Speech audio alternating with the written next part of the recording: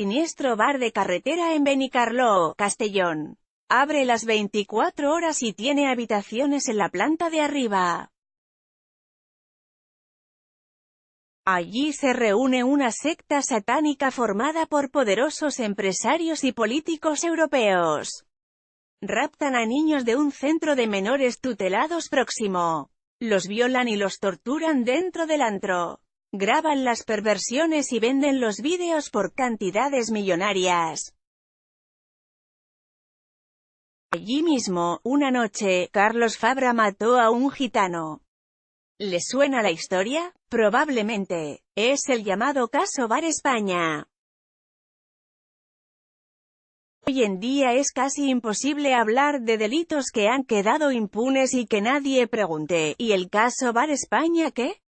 Un supuesto escándalo sin resolver en el que estarían implicados importantes personajes de los más altos estratos de la sociedad. Mónica Oltra prometió investigar el caso a fondo. Beatriz Talegón lo ha pedido en sus redes. Incluso Carlos Fabra pasó por los juzgados en mayo por este asunto. ¿Realmente hay caso Bar España? En efecto, hay caso Bar España. Pero no es como les han contado hasta ahora. Esta semana, El Español explica en exclusiva toda la verdad sobre el caso Bar España, el mayor bulo de la historia de la crónica negra de nuestro país. Una invención surgida de la mente enferma de un peluquero alcohólico y despechado, modelada por un embaucador profesional, viralizada en los rincones más oscuros de Internet y llevada a la televisión pública por TV3. Este reportaje en 2 entregas pretende ser una aproximación al caso Bar España, pero desde un prisma inédito hasta la fecha. El de las auténticas víctimas, Tella. Las 2 hijas del peluquero que destapó esa supuesta trama pederasta. Pero no son víctimas porque abusasen de ellas como declaró su padre en 1997. Son víctimas porque ese bulo les ha marcado la vida desde su niñez. Hoy, por primera vez, hablan con un medio de comunicación para explicar qué sucedió en realidad. ¿Qué es el caso Bar España? Pero antes de entrar en materia, ¿qué es, a grandes rasgos, el caso Bar España? Es una leyenda que surgió a principios de este siglo sobre una supuesta secta satánica que actuaba en la Comunidad Valenciana en los 90. Estaría conformada, según este bulo, por personajes conocidos como el expresidente de la Diputación de Castellón Carlos Fabra, el expresidente de la CEMILAN Giuseppe Farina, la juez Sofía Díaz o la exconcursante de Masterchef Maribel Gil, así como algún conocido pederasta francés. Cuenta esta leyenda que cogían a niños del centro de menores tutelado Baix Maestrat procedentes de familias desestructuradas y abusaban de ellos. Las violaciones se habrían producido en las habitaciones del Bar España, un bar de carretera de Benicarló, y en una masía propiedad del presidente del Milán llamada Mas del Coll. Utilizaban presuntamente a los críos para realizar rituales satánicos, los mataban y los filmaban.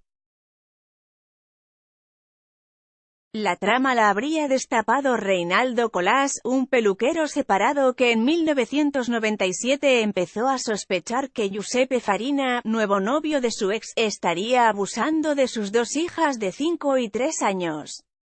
Reinaldo Colás denunció el caso pero sus demandas fueron desestimadas. Él siguió investigando y se acabó topando con esta supuesta trama que no dejó de reivindicar como verdadera hasta el fin de sus días. Ahora, visto en perspectiva, podemos afirmar que el caso Bar España fue un hoax, bulo, cuyo proceso tiene 3 fases. La primera, su génesis en la mente de Reinaldo Colás. La segunda, su construcción, a cargo de un vendedor de humo llamado Antonio Toscano. La tercera, su difusión, por parte de internautas conspiranoicos, como el conocido con el sobrenombre de técnico preocupado, documentalistas galardonados como Valentí Figueras y canales de televisión como TV3, Fase 1, Génesis.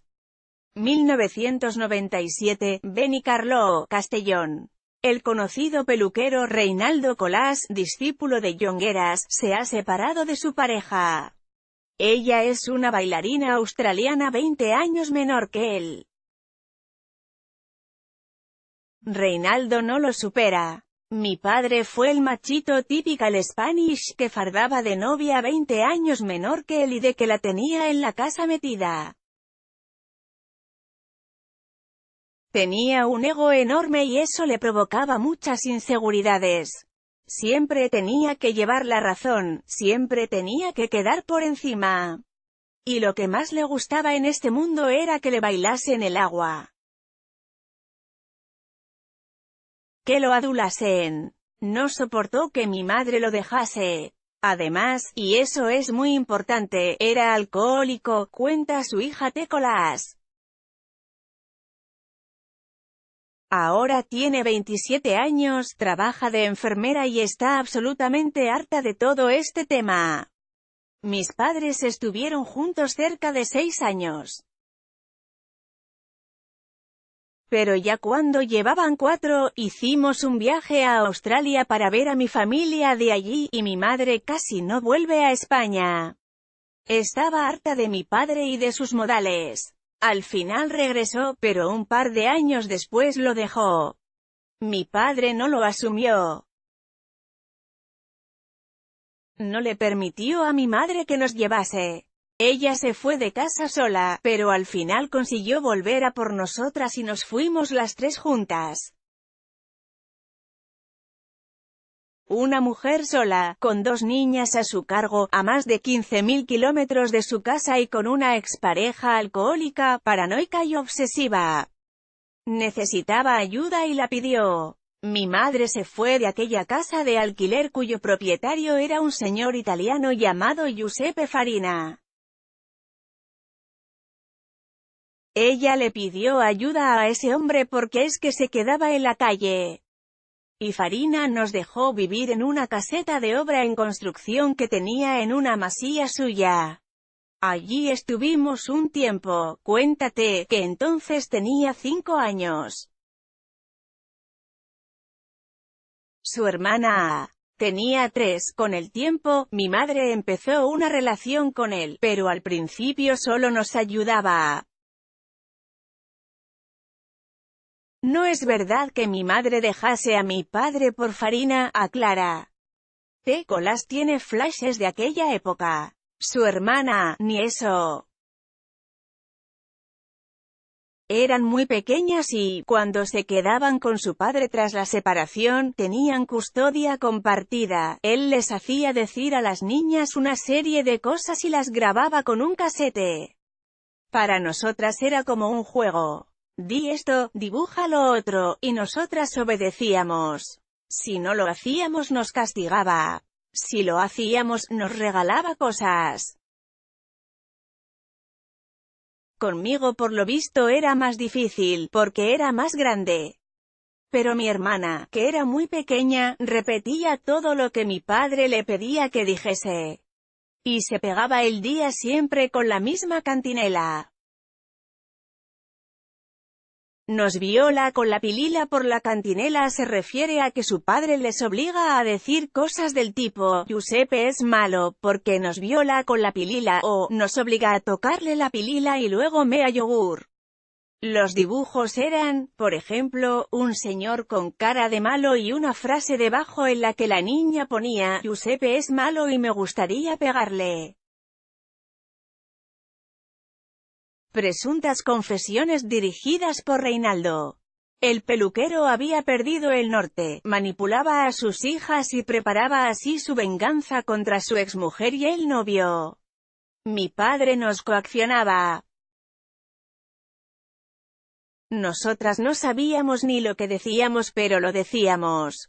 Hasta que un día, él nos dejó a cargo una amiga suya llamada Genoveva, una mujer un poco especial.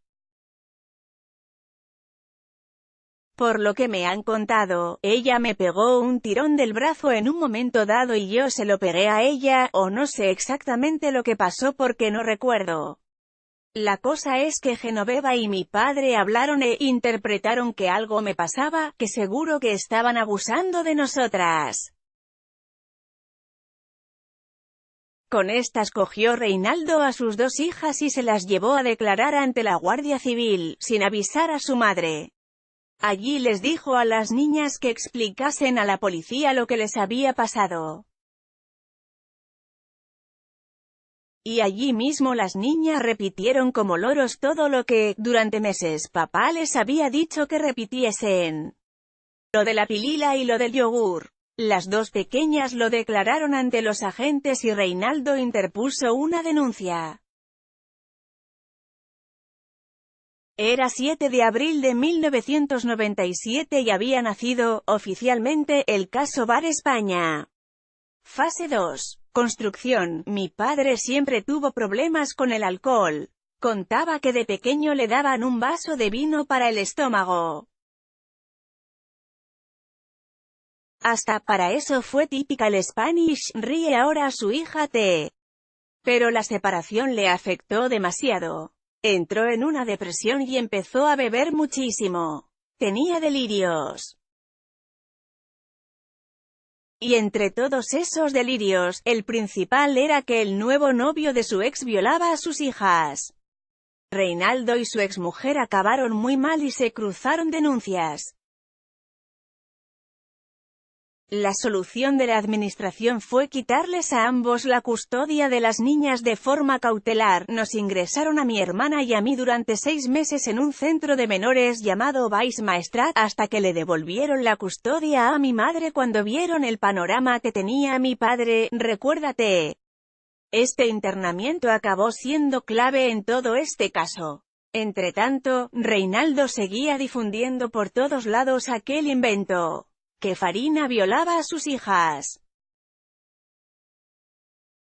La jueza que recibió el caso, Sofía Díaz, lo vio tan inverosímil e inconsistente que lo archivó. Eso no hizo desistir a Reinaldo Colás, sino todo lo contrario. Fue la prueba que necesitaba su mente enferma para demostrar que se encontraba ante una gran trama de pederastia formada por gente tan poderosa que podía comprar hasta a los jueces. Se lo contó a todo el mundo. En su peluquería durante el día y en los bares donde se emborrachaba por la noche. La gente que se lo creía empezó a verlo como un padre coraje.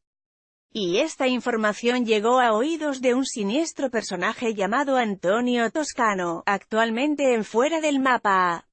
El embaucador Antonio Toscano Márquez es un charlatán, un embaucador. Un valenciano que se presenta como periodista, criminólogo, psicólogo y abogado, además de especialista en sectas satánicas. En virtud de ello ha participado como experto en espacios televisivos como el programa de Iker Jiménez y ha sido entrevistado por el diario El Mundo. En realidad no tiene ni una sola de esas titulaciones. Toscano es un personaje turbio que ofrece ayuda a la policía para descubrir por su cuenta a pederastas, su obsesión. En 2011 fue expulsado de la ONG La Voz de la Infancia por impostor, tal y como desvelaba el diario.es. Asimismo presume de haber colaborado con las autoridades portuguesas en el caso Madeleine, aunque ese dato también es falso porque la policía lusa lo ha desmentido. A Reinaldo Colás solo le faltaba que alguien le dijese, yo sí te creo, y ese fue Toscano. Eran los años 90, los del crimen de Alcácer, los de la Valencia del bacalao, con sus fiestas y sus drogas, los de las sectas satánicas y los juegos de rol que acababan en asesinatos. El caldo de cultivo era ideal para crear una leyenda diabólica. Toscano fabuló que había una secta que actuaba por la zona de Levante, conformada por personajes muy importantes. políticos, jueces, banqueros, que ellos eran los responsables de la violación y muerte de las 3 niñas de Alcácer. También de la muerte de 3 personas en Macastre en 1989. Y que, precisamente, el centro de menores Bais Maestrat donde habían estado internadas 6 meses las hijas del peluquero, era el lugar donde capturaban a niños de familias desestructuradas para violarlos, matarlos y filmar las torturas. Reinaldo vio la luz. Su paranoia cobró forma, modelada por un Antonio Toscano que encontró los lugares perfectos para ambientar su fabulación. Por un lado, una especie de prostíbulo de mala muerte de Benicarló donde se trapicheaba con cocaína. Por el otro, la casa de Farina. Es ahí donde la venganza de Colás contra su ex pasó a ser una gran trama orquestada que salpicó a mucha gente. Toscano cifraba en 80 las víctimas violadas en esos 2 lugares, pero decía haber conseguido cerca de una decena de testimonios dispuestos a denunciar aquellos presuntos horrores frente a una cámara. Toscano y Colás van a grabar juntos un documental que iba a hacer explotar toda aquella truculenta trama. El enlace de Toscano con los bajos fondos de Benicarló fue Joaquín Crespo, un toxicómano de la zona que también se apuntó al proyecto. Entre él, Toscano y Colás consiguieron liar a una decena de personas de Benicarló y alrededores, un disminuido psíquico de 22 años, un expresidiario toxicómano, su hijastro menor de edad, visiblemente intimidado por las circunstancias, traficantes de poca monta y otros variopintos personajes. Todos con trastornos mentales, graves problemas de adicciones, procedentes de entornos desestructurados o todas las opciones a la vez. Reinaldo, por su parte, convenció a alguna amiga suya llamada Nuria Carque para que también le diese consistencia al relato. ¿Cómo los embaucaron? Por Benicarló, los que los conocen, lo tienen claro, a algunos les pagaron 4 duros.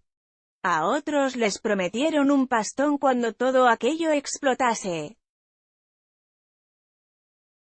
A otros simplemente, los convencieron diciéndoles que iban a salir en la tele. Hablamos de gente sin cultura, casi analfabetos algunos. No sabían ni a lo que se exponían. Con esos elementos rodaron infinidad de vídeos en la planta superior de la peluquería de Reinaldo Colás. La batuta la llevaba Toscano. Sentaba a los lumpen delante de las cámaras y les hacía unas entrevistas delirantes, con preguntas guiadas y capciosas. Un absoluto esperpento guionizado. Reinaldo Colás grababa, Antonio Toscano preguntaba y se enfadaba cuando los entrevistados no seguían el guión. Ni eso tiene bien editado. Allí, los protagonistas aseguraban que hacían fiestas satánicas con ellos tanto en las habitaciones del Bar España como en la Masía Mas del Coll, propiedad de Farina. Que Carlos Fabra les había violado y que, una noche, durante una ceremonia, se puso a recitar frases en latín y luego mató de 2 tiros a un niño gitano. Repetían, como hicieron en su momento las hijas de Reinaldo Colás, lo que el peluquero, y esta vez también su nuevo socio, les hacían decir. El resultado lo pueden ver buscando Bar España en YouTube y pinchando en la primera entrada. Un pastiche absolutamente grotesco, unido y editado a posteriori por los seguidores de este caso, en un archivo mastodóntico de casi 3 horas de duración. Analizar una por una la cantidad de incongruencias y dislikes que allí se recogen darían para otro reportaje entero. Venganza levantina. Colás y Toscano metieron a personajes de todo tipo en aquella trama. El primero, obviamente, era Giuseppe Farina. El más malo de todos. La obsesión del peluquero despechado. pero también a personajes conocidos en la zona como Carlos Fabra o el capitán de la Guardia Civil de Vinaroz. También a un conocido pederasta francés llamado Bernard Delapetit, que jamás estuvo en el bar España pero que le daba consistencia al relato. ¿Saben quién formaba parte de la trama pederasta también? La jueza Sofía Díaz, la que archivó la primer denuncia que puso Reinaldo Colas. Con el tiempo, además, se han ido incorporando personajes a aquella supuesta secta satánica asesina. Han aparecido nombres que no estaban inicialmente en la leyenda, como el de Francisco Camps y el de Maribel Gil, concursante de MasterChef y natural de Benicarló. Si en esa época hubiera habido por ejemplo un futbolista famoso de Castellón, también lo hubieran acabado metiendo en esto, cuentan por el pueblo a El Español. Viene a ser una especie de ajuste de cuentas, una venganza a la levantina. Si tienes algo contra alguien de la zona, di que estuvo implicado en el caso Bar España, que las difamaciones se quedan para siempre en Internet. Aquellas presuntas orgías satánicas concluyeron, según esta leyenda, con 80 menores violados y 5 de ellos fallecidos y enterrados por sus propios compañeros en el subsuelo del Bar España. No obstante, nadie ha reclamado a esas personas. No se tiene constancia de que falten 5 niños. No hay cuerpos como sí que los hubo en Alcácer. Solamente conjeturas, manipulación. Otra de las incongruencias de este caso pasa por el hecho de que todas las presuntas víctimas de los abusos eran niños procedentes de familias pobres y conflictivas, salvo las hijas de Reinaldo. Cuenta Colas que ella y su hermana sufrieron la obsesión de su padre durante toda su infancia. Yo con 7 u 8 años ya me di cuenta de todas las mentiras de mi padre y de cómo nos había manipulado y utilizado. Pero todo se acabó cuando yo tenía 12 años. Una mañana nos agarró a mí y a mi hermana y nos dijo que nos llevaba a desayunar y luego al cole. Pero en realidad nos llevó a la Guardia Civil a declarar. Estaba exultante. Decía que había conocido a alguien en protección al menor que nos iba a ayudar. Allí lo estaban esperando, sí. Pero para detenerlo, fue arrestado por el secuestro de sus hijas. Las autoridades le estaban siguiendo la pista. Sabían de sus problemas mentales, de su alcoholismo, de sus excesos y de la posible esquizofrenia paranoide que le adivinaron en un juzgado. Para diagnosticar aquella esquizofrenia hacía falta su consentimiento para ser examinado, pero él nunca lo dio, cuenta su hija. Pasó 2 días en el calabozo y lo soltaron. Desde protección al menor mandaron a ya con su madre y a Reinaldo le impusieron una orden de alejamiento hasta que sus hijas tuviesen 18 años. Así, las niñas no volvieron a ver su padre hasta que cumplieron la mayoría de edad. Fue digamos la época en la que pudimos descansar, reconoce. Aquello sucedió en 2004. Las hermanas Colas ya estaban fuera de la tóxica influencia de su padre. Pero la justicia todavía tenía que pronunciarse. De todas las denuncias que se presentaron, al final solamente siguió adelante la de Reinaldo Colas, el único que se mantuvo firme hasta el final. En la entrega de mañana explicaremos la resolución judicial del caso, así como el funcionamiento del ventilador que aireó esta mentira y la repitió más de 1000 veces, hasta convertirla, para muchos, en una verdad.